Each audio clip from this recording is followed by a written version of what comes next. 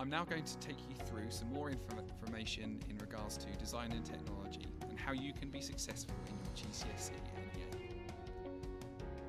I'm going to go through a quick guide to the NEA, and this is going to include what is the NEA, why do you do an NEA, and I'm going to show you an example of an NEA portfolio.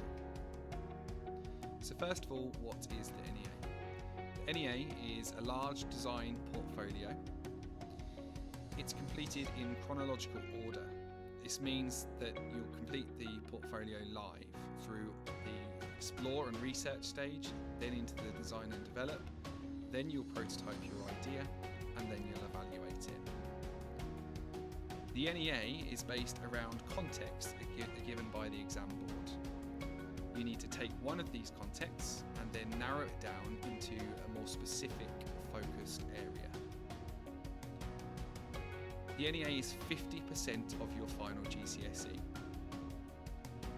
The NEA is approximately 40 hours worth of work and it's worth 100 marks. The other 50% is an exam. And this will test you on your core understanding of the design technology principles and also the in-depth learning that you will have completed in your specialist areas. So why do the NEA? First of all, it develops your knowledge and understanding of the design technology and the design process. This will be helpful in your exams. Secondly, it develops your creative thinking skills. And it also develops your problem solving. You will have developed these skills already throughout Key Stage 3, and you'll go on to further improve them in Key Stage 4. So on the screen here you can see an example of an NEA portfolio.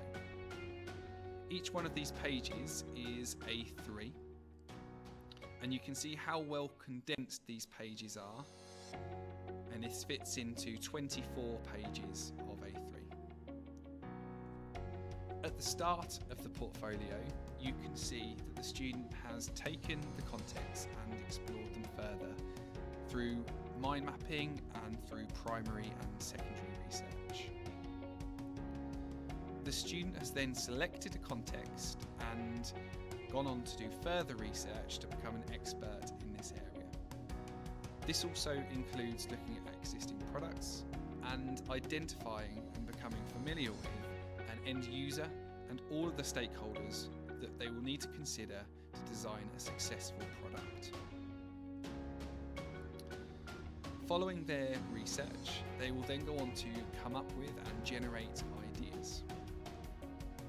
Throughout the idea stages, it's important that students take risks, that their ideas are creative, and that they produce a wide variety of ideas.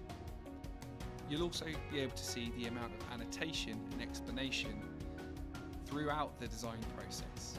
It's really important that you ensure that you're annotating all the way through to explain your design decisions and to give justification. As you're designing these ideas, it's also important that you're keeping in contact with your end user and you're getting frequent feedback to be able to inform the further ideas.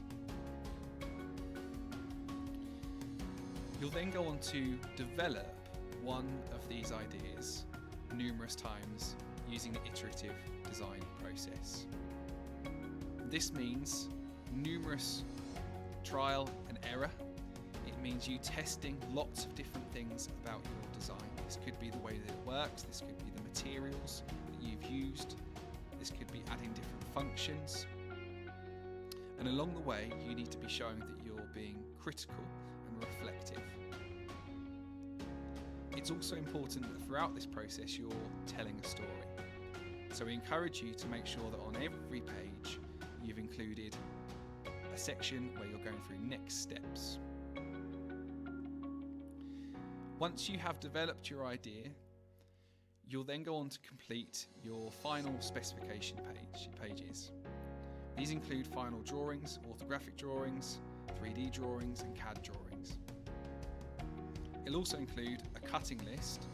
You'll need to produce one of these in order to get the materials ready to build your final prototype.